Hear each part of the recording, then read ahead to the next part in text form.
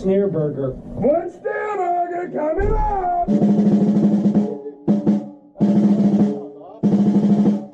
SnareBurger! Hey, you guys!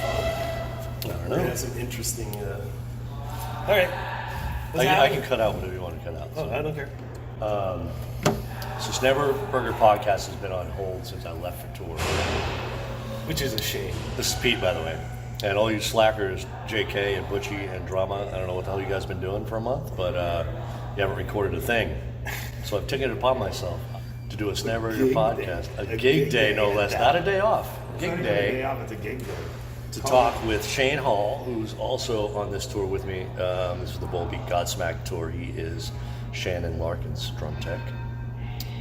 So welcome to SnareBurger podcast. Yeah, pleasure to be at the SnareBurger. The name alone. I guess your partners should be called SlackBurger. SlackBurgers, yeah. They're SlackBurgers. They're now SlackBurgers. You're the pioneer of the SnareBurger. Yeah. I showed you the SnareBurger video. You right? did, which made all the sense in the world. Yes, because people don't really understand it, but if you go watch the video Once on you YouTube, watch it, it makes perfect sense. look up SnareBurger and you'll see the video. There you go. So, I think you were telling me that you're not a drummer.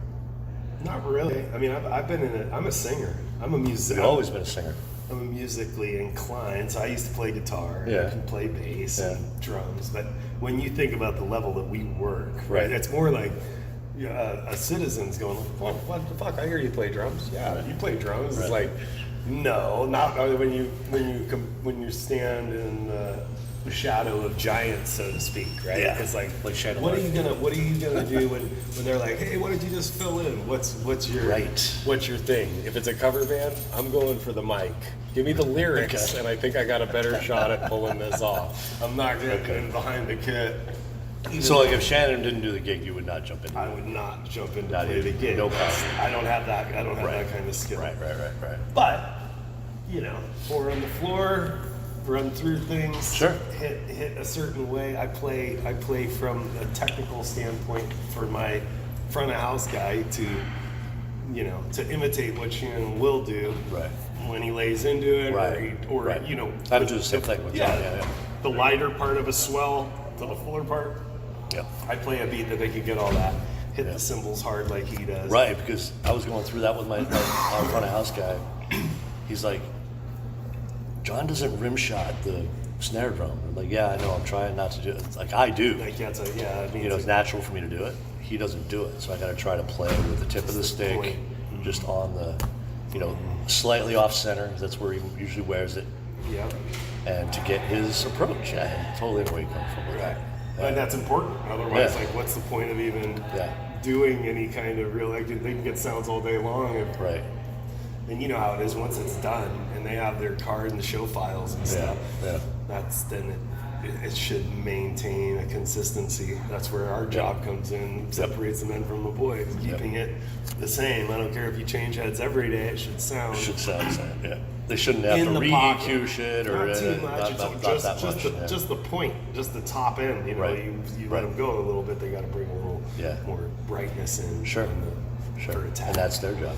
That's their job, though. Exactly. I just keep tuning it the same. Yep. Exactly. So. This is interesting, and I know it's interesting to the other guys to hear too, because we've talked before about, me and the guys have talked before about, and they've asked me, have I met other techs that aren't necessarily drummers? Like, everyone assumes that if you're a drum tech, you play drums, or you've been a drummer for a while, or whatever. But even the guy that I replaced, 7 years ago, he had no skills whatsoever. Couldn't barely even play oof, just learned that, and they made fun of him for it. The rest of the crew guys, But he could tune great. He set everything up great. Knew how to fix shit. All that stuff. So a good tech. Right? Yeah. And did you come from that kind of background of being a tech? How did you even get into drum tech? Well, like I said, more from a musician standpoint. It was more of my. I started in this industry. I was in Seattle. Right. Yeah. And after I graduated high school, I knew I wasn't going to college. So right out of high school, I moved to Puerto Vallarta, Mexico. Yeah. Now, granted, at this time, when my mom and dad divorced, the long story short is my mom and dad divorced. her ex-boyfriend was a touring professional musician that I grew up with from the time I was 7 when he moved in with us until I was 16. I just turned late 16 when they separated. They never got married or anything, but that's a big part of your life. And I mean, I went on tour with them in a van when I was 9, playing like the the what the Red Lion Inns and shit. There's the A markets, the B markets, C markets, and he played for money. That's what he did. So we always had instruments in our basement. They were always learning the new whatever music that was kind of progressive at the time. Yeah. So when you ask me like, how did you get into it? But like, when you were 9, you were just working with them, setting shit up and all that, or mom? No, I just go. We were in a van. I'd go with the band, and you'd be hanging out. I'd hang out. That was my see summer. how it works. We toured. It wasn't like I was out for months at a time. You know, they do a circuit with the van and trailer. Yeah. And but I mean, you're talking like 80s. Yeah. Maybe the early 80s, like 1981, 82. I was a kid. You feel like you picked stuff up at that age? Well, I think watching what was going on. The point of like getting into the teching thing was that I saw a guy that was he was a ripping guitar player, great songwriter. Maybe wanted to be that classic thing. He was too interested in being a star in his own right and just focusing on the fact that he probably could have sold, great songwriter, probably should have got into country. Great bass player, but he wanted to be a lead guitar player, so he was that good. Right. Because, I've heard lots of stories of guys wanting to play bass, like big famous, like I'll Take You Right Now. But he just wanted to, he screwed his own career. He got rest and, he's passed away. Jim Lynch, awesome dude. Long story short was that I saw somebody that was a player not really like get the kudos or the financial rewards in this industry. And I come back from Puerto Vallarta. I wasn't sure what I was doing in college, whatever. I'm in Seattle scene. I work. I was 21, 22 years old, so I go to the Art Institute for Sound Reinforcement, but immediately... Is this 90s now? This would have been 92. Okay, so... but I immediately start working for a company called NAF Productions out of Seattle. Mark Nafasi was the front of house guy for Alice in Chains, Soundgarden. He was like, all the bands rehearsed there from Screaming Trees. Sure. Like, I still have a Screaming Trees, the first kick drum front head I have hanging in my house that they put on my hand. That's cool. Yeah, I got it. And like, so I go to work and I'm like, oh, fuck this. I dropped right out of that school because none of it was making sense. I'm bringing out monitors and shit, and I'm living in a little hovel. Yeah. So the point of that was that inside of that, I realized like I'm not a math person as much. Like I don't like signal flow. I'm not into electronics. Sure. And I started to resonate with the drums because one of my best friends started playing bass, and this is the point. I had a chance to try out singing for him. Okay. And I got scared. I was like, and see, I've always been a singer. I was in a choir. Yeah. Like I traveled Japan, Hawaii, all in my youth. Yeah, nice. It was like I went to Hawaii when I was 9. I went to Japan when I was 12. Wow. And then I quit the choir after that. I mean, I was kind of, once you started going through the puberty and shit, it was like singing in a 3-part choir. Right. But I sang with Vienna Boys Choir and stuff. I was the first soprano. So I was trained vocalist. So you're a soprano? I was a soprano. Wow. Yeah, until your voice changed, So I was a trained vocalist, musical background. Everybody sings in my family. Everybody plays instruments. We sit around the table at Christmas time and sing carols and shit. Yeah. That's kind of what we came from. So I'm answering the question as to why I became a tech was, and it was specifically backline in an era where it was different to get those kind of gigs. Right. There wasn't Full Sail. There was nothing that said we're going to give you an education and put you out in a tour bus. Right. And so I was like, I missed the opportunity to sing for this friend of mine's band. They were called Diamond Star Halo. And the clincher to that was that the drummer in that band was Dave Cruzen, who was the original Pearl Jam. He recorded 10, and I can't tell you an album that has more feel. And so here I am, I'm sitting here, I became his roommate, and he had his studio in the house. He was recently sober. He'd gotten kicked out of the biggest band ever. Right. So my mind was, I was wrapping my head around being an artist, being successful in an industry, wondering how to keep your confidence, because if you question all of these things, they at a younger age, I'm like, how am I going to figure this out? Right. And so I did the sound thing, NAF. I ended up leaving NAF because I didn't really get into doing sound. You know, I wanted to be a backline guy. Sure. And it just kind of came naturally. And then Dave Cruzen. What's the age difference between you and Cruzen? Let me see. I think he just turned 50, right? Oh, did he? Okay. I think so. So we're only a few years apart. Yeah. You know, but again, I had a lot of good, deep conversations with him about like, some of the feelings around, you know, losing a huge gig. Yeah, but man. Nothing to do with talent. Everything he was doing afterwards, and as a sober player, was phenomenal, dude. Seen him a bunch of times. And so he joined Candlebox. Yep. And I'd known Kevin, you know, I knew that Candlebox, the guitar player from Diamond Star Halo was an original member of Candlebox. His name is Aaron Saravo, who also has passed away.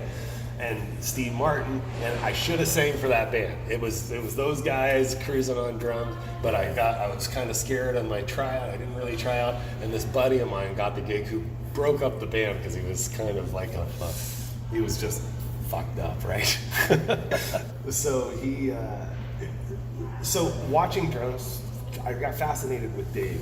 I really got, you know, and I learned to tune because he used coated ambassadors with diplomat bottoms, no gates, real feel. So that's how he plays. Yeah. So everything rings in tune. Yeah. Now, so that's how and that gave me valuable ear knowledge to what a drum is supposed to do. And he showed you that? Well, yeah, just by playing around, you know. And I can remember the first time he's like, "Oh, you just turn the glue till it cracks." And I was like, he's like, that's a little tight. That's a little tight. But, he was, you know, I love that guy. He was huge. So he joined. I went to Candlebox. I mean, I got my gig because I was with him through Diamond Star Halo. That brand broke up. He went with. You were living together. I was living in his basement for a while. I was just. He was helping me out because I also was like drinking things and had issues and having that person to lean on, especially being sober, keeping me more. Yeah, sure. But I mean, I'm in my early 20s. We're talking like 22, 23.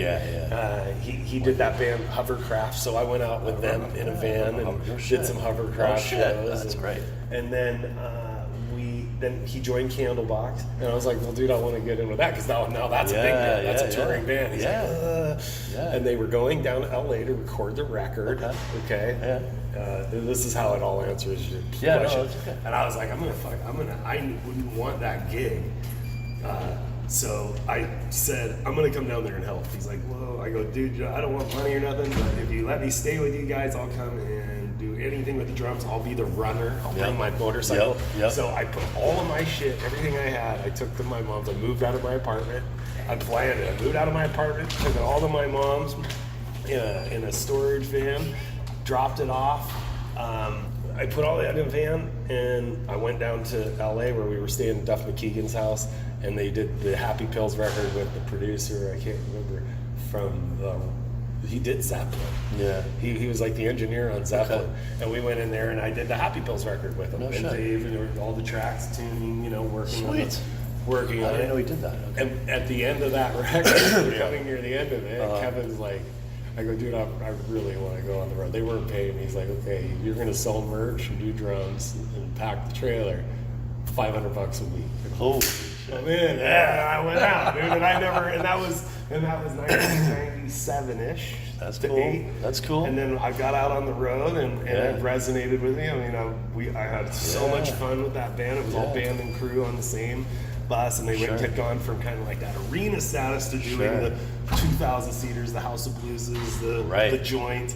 So we would park out front. I mean, it was lines of people. It was great. It was a great experience.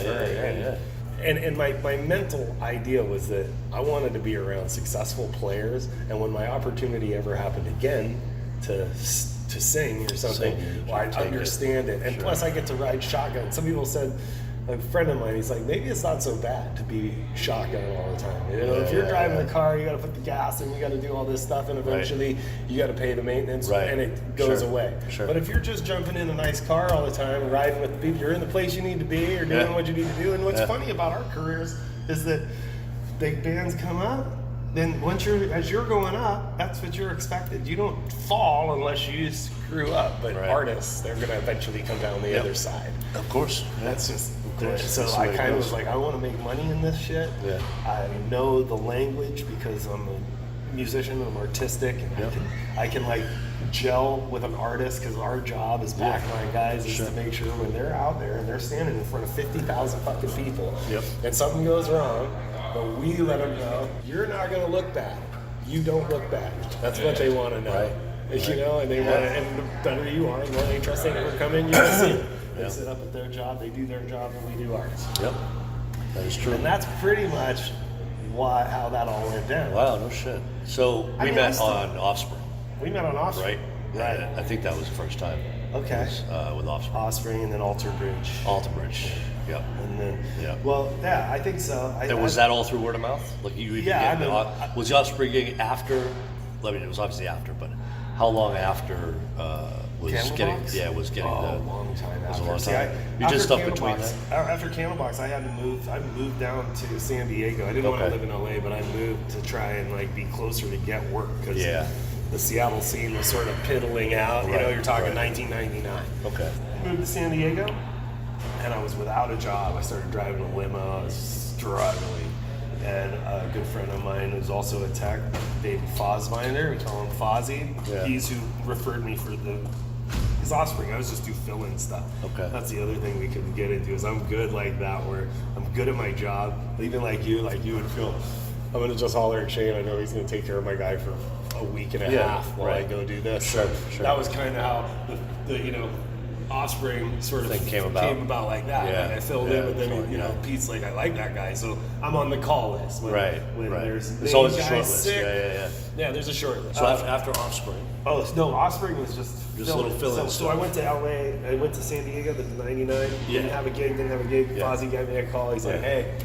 Not Offspring, but no doubt they were just starting Return to Saturn. They came back after the big. Remember they had a big And so I said I'd love to do it. So I jumped in on that. And I only worked for them for maybe 4 or 5 months because I came in and did the pre-production shit, like all the radio, television shows over in Europe, the smaller places, the promotion. And then again, it was my second big gig. I was doing bass and drums. Oh wow. And I was a little over my head and a little hanging out too much with the band and stuff like that. So it didn't last. It wasn't because I really screwed up. It was because there's certain things in this culture that, as a backline or tech, you're like reeled in, like come hang out with us, but you really shouldn't. Right. You know, and that sucked. That when you're young, you want to be with you want to kick it. You want to be out partying. If they're asking you to, and they're asking, but if you really want to maintain and last a long time, you're better to be the boring guy that doesn't kick it with the band. It's a fine line. Yeah. Be personable, have some fun, so they know you're fun, but don't get yourself where somebody starts looking at you like, he was sure a smart ass that night. I don't like him when he's drunk. You know how it is. Well, it doesn't take it. You see it. And then boom. You know, for anybody that's listening, that's like, how do I make, because getting in is hard. That's a question we get all the time too, right? I mean, with stagehands and stuff, you get like, how do I get this gig, or how do I? There's no rhyme or reason. You gotta you gotta know somebody. You gotta basically be a friend of a band that's on the way up and get it. Somebody needs to give you a shot. Right. And once you get in, once you're actually can do a gig, then you need to like network and kick ass. You know how to maintain. And you got to work harder than everybody else for especially if you're a couple years. If you bullshitted your way in, you're going to be like, when you see something fall down, you pick it up. And then everybody wants you around. Right. You know how that is. Right. If you got a guy that all of a sudden starts picking up the slack, you're like, you know what? I'll teach you a couple things. Because it's not fucking, this isn't rocket science. Right. We're not that's what I mean. I told you I talked to you about this. I'm way more a guy that's on the vibe level and we know how to make artists get around this narcissistic environment of people that and maintain my own Well, I mean, you work with a lot of drummers, so I mean, they all have different personalities. Yes. They all have different playing styles, all different drum sets. And I think it's good if you want to if you're going to be a professional, you need to, you can't get stuck in one place. It's good to put yourself on that game on multiple levels, plus interacting with another crew, not being the old dog that's like kind of gets your way all the time. All the little subtle politics. Gotta be able to flex. Yeah. I think that's what people forget. Like, if it was just setting up gear and coming in every day and doing that, which would be great. Yeah. What an easy job. Right. But it's being away from everybody, living. Somebody asked me, so what's this like? It's like camping.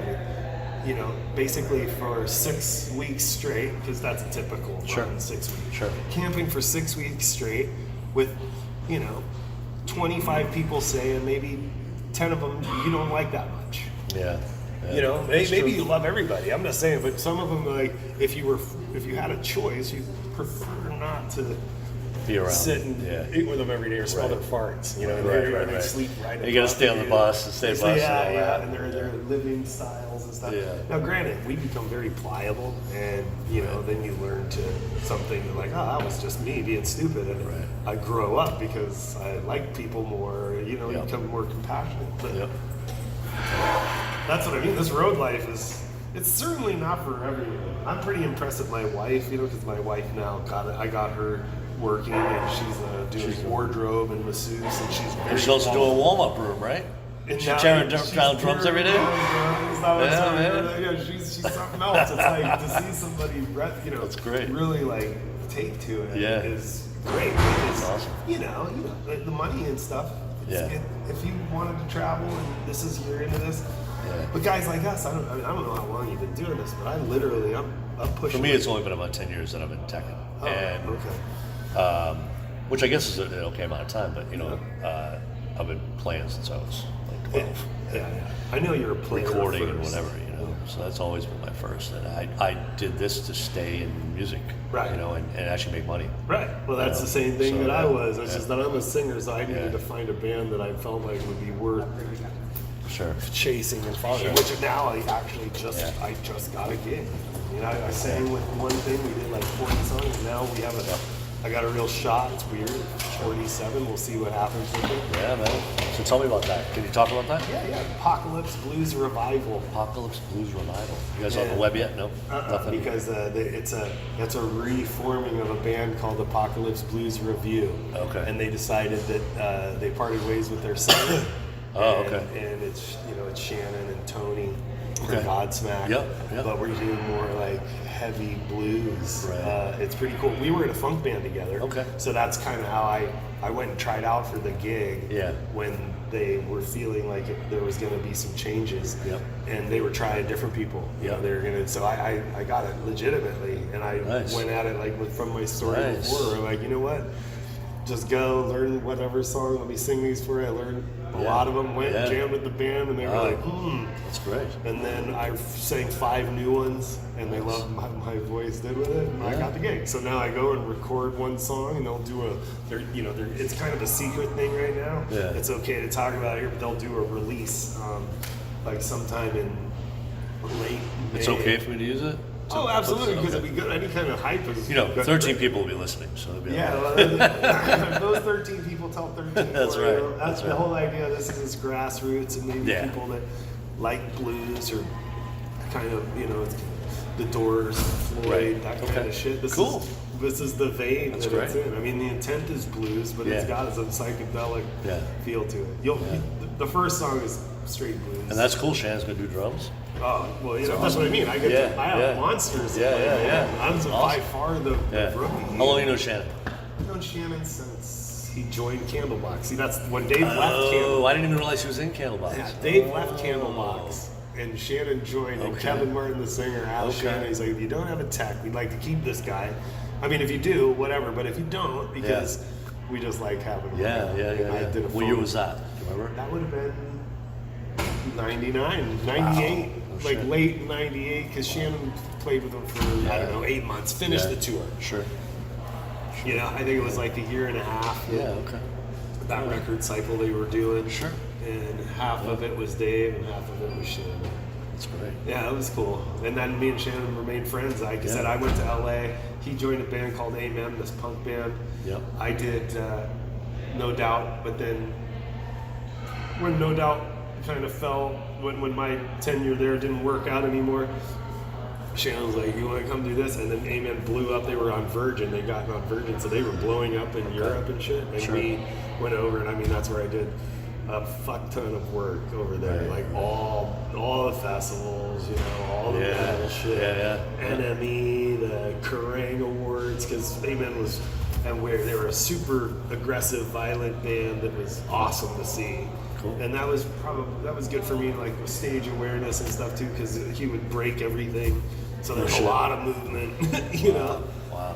Yeah. And then he joined Godsmack, and I did like Oleander, and then I did Tommy Lee's Methods of Mayhem. I did guitar on that. Shit. I did Head PE. You did guitar on that? Yeah, I did guitar on Head PE. Also guitar and the turntable tech.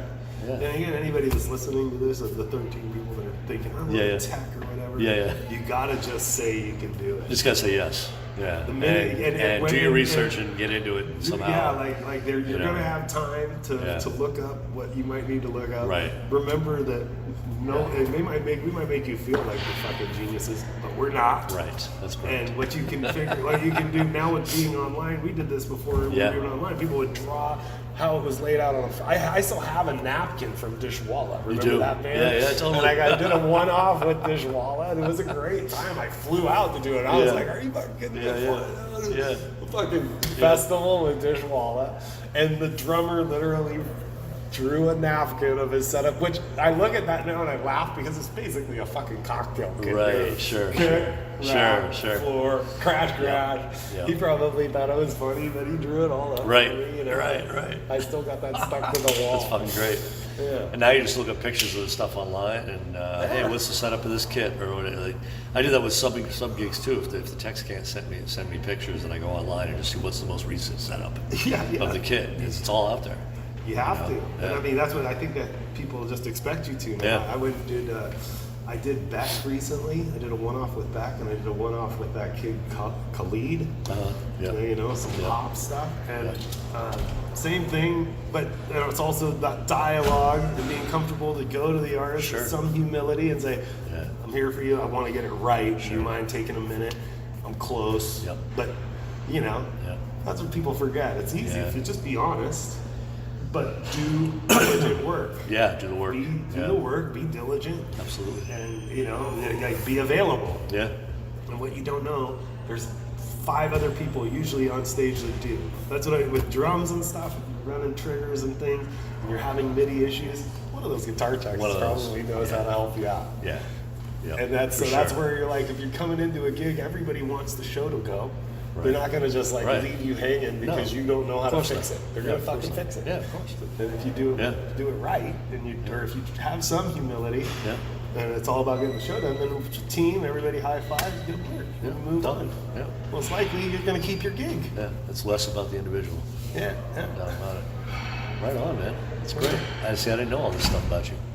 I didn't realize how long you've been in it, man. I mean, you know, because you're like, oh man, I'm not a tech. I can't talk all that technical shit. I told you that because when I asked you to do this and talk to you about this, I think you were like scared I was going to ask you about like the spring mechanism on the P1000 blah blah blah. Basically, I don't know. Like, so your drummer plays Yamaha, right? What do you think of that new double chain? You know, like. I don't know. You like the feel? I set it up, it works. You know. Basically. Well, that's the other thing that I do, like labeling. Yeah. You know, if you get your pre-production shit is huge, making sure like finding the time where you get to have it set. Right. And once it's set, it's on you. To label it and to design something that you can understand so you can build it again efficiently and quickly. The same way every drums. day. Yeah. The same way. People wonder why we're like, why you everything has a mark stuff, place. number stuff, and color code stuff, and whatever. It all has a place, and then it goes bing, bing, bing, and you don't do it because you couldn't do it without it. But when you don't have it, it adds a lot of time because you second guess. Totally. Instead of just like, boop, there it is, boop, there it is. It's true. And when you're at festivals, and we talked earlier, That festival's it's throw and go, and you just got to throw it up there and roll it out, and you're good. You just rolled up to the venue or the festival, and 30 minutes to change over, and you're gonna get all your shit out and set it all up. Yeah, that's when those things help immensely. You got your shit mapped out on the riser, and that was the point with, like you say, like guitars, bass. I did that band Monster Truck. Yeah, I was the only guy. They toured with us. Yeah, okay. Yeah. I love that band. And they cool. had me come out with them to do their headlining Canadian tour. Okay. But they didn't have money, so I wanted my rate. Right. But I did everything. Right. Keys, and I'm not a keyboard tech. Right. But keys, bass, guitar, drums, one guy. Yep. Getting it all in, set up, and all down. And those gigs, that's kind of when you're starting out. Like, you're going to get those. If you want to, get with a kind of band like that, and you do it all. I think that explains why you actually use stagehands too. Because you probably need that stuff when you're the only guy. You need the helpers to come in and say, hey, put this. Because I noticed you got guys that you even let them polish the cymbals. I used to be. A lot of guys don't do that. Yeah. I used because you don't think they're going to do it right, but now like my player isn't overly anal about it, and if I put them up and didn't clean them, like I told you, well, that would be on me. I wouldn't really get. It's just what I want to project. So we're giving hands. And I saw a guy years ago that I worked with. We call him Viggy. He's a legend. You know? Yeah, I know Viggy. Yeah. And he used to use the hands to clean the cymbals and stuff, dude. He just used them and made things quicker because he was doing, working on the computer. Sure. He's doing some of these drums. It was on faceless. He was and and I was like, I kind of like that, but it depends on your staging. And Peter now knows, like, Shane will be 45 minutes faster if I give them that hand. Right. Those two hands. It's usually there's two of them. Yeah. They don't even know what to do with themselves. They're just standing around switching thumbs in their ass. Right. So I don't feel bad if we're paying them because that means that I'm setting everything up. Sure. I'm setting up my rack. I'm obviously not having them pull heads, change heads. Right. No. I don't let them wipe down shells. No. But I build my riser. I start doing that while they're off in a corner away from me. Shit. Polishing with a buffer. How can you fuck that up too bad? And then they show up, I look at it. Yep, I'll wipe it a little more. You're not worried about logos, right? There's obviously no logos anymore, I'm over right? that. Those ones don't have it. And if I fucking clean and sending cymbals back and forth, that's kind of, I get it, like the endorsers want their logos. Yeah. And that's why they give you free shit. I totally understand. Sure. But I do clean cymbals a lot, and they don't seem to have a quick turnover. Like, if I send a big stack, like, all these are dirty, which I'll do sometimes, but you need to have some pre-production days. You can't. I got cymbals today, but I ordered them at the beginning of the tour. They're landing at the end of this here in Canada. Right. Because we're going over to Russia. Yeah. And as well as that's the other thing about this job is you got to think logistics and disposables, especially techs, drums. Like they guitars thinking about strings and all of those stuff that could possibly break. Anything that might fuck up when you're in the worst place, you need to have something to fix that. Right. Because, like what we were saying again, what's the true core of being a backline or a roadie? A backline guy to me is that this fucking show is going to happen. Right. A light might not be able to work. Yep. Not the end of the day. Right. I don't care if a whole lighting bar doesn't work. Yeah, the show is still going and nobody really misses that. But if you fucking didn't have a replacement kick drum head or a bottom snare head, or didn't have your sticks, or you only took one kick pedal and it snaps it. One more. And you are going home. Yeah, it's true. Absolutely. It doesn't matter how good of a friend or how much they love you. No. Like, we couldn't play a show because and we didn't get paid because you forgot. Right, forgot to order this. You've known about this. You know what I'm saying? It's like, I used to have gig nightmares about that. Yeah. I don't anymore. I've had enough experience now. I'm like, I'm not going to stress about that. Yeah. And I just think ahead. Yeah. Think ahead. You have to. Absolutely. Absolutely. Out of all the gigs, so we'll end this on this note. Out of all the gigs, Drumtech wise, well, first off, you like the drum teching the best out of everything you've done? That's what I'm the best at. Yeah, because guitars sure. and stuff were just kind of, you just took it to take it. Yeah, I do drums and bass type thing. You know, like a lot of times the budget would allow, like, well, the drum tech will do bass too. So Do you have a favorite you've teched for? That's my last question. Favorite artist that I've teched for? Yeah. Oh man, I love, like, obviously, I mean, I've worked for Shannon for 17 years. That's a long time. Yeah. That's a long time to be with one guy. Sure. That's like, we're close friends, we're used to each other, and makes it's sense. easy to like keep each sense. other in check, you know. Yeah. But you don't have to give me the name. Is there someone that gave you a problem at all? Have any of you guys ever given you a problem? No, not really. I've snubbed that off when it felt like it was gonna. If I was ever in those situations, I avoided it by. I just wouldn't work in that kind of environment. Right. I know well enough now to be. You know, there's no job. Not put yourself in that situation. Yeah. I mean, my resume is strong enough that I don't need to go. You know, I worked for Lars. Yeah. For Metallica for a little period of time, just in the studio. Yeah. And I might have I kind of had a shot to get the live touring thing. Yeah. But you know, some people would say I was stupid for not like completely going after that. But then again, it's Metallica, and the money would have been great. Yeah, Sure. Yeah. I didn't get that far into negotiations. I was taking a studio rate. Right. And you know, because it was the last record that I worked on. But you know, that's like totally to work for Lars Ulrich. I think would completely engross your life if you lived right next to the warehouse. Too. Yeah, right. You know, and then again, anybody that's listening, you got to think about what is your life. What do you? These guys will keep you out. Right. You know, some of these bands, some of these dudes, and they won't think anything about whether your mother family died, life or any of that shit. What your wife's doing. Weddings, maybe you're gonna miss your kid. It's about their career and about making money and that you set up that instrument. So. That's kind of like I keep that in mind. You know, I moved to Costa Rica, started my own bar. I've done different shit to try and find my own rhythm.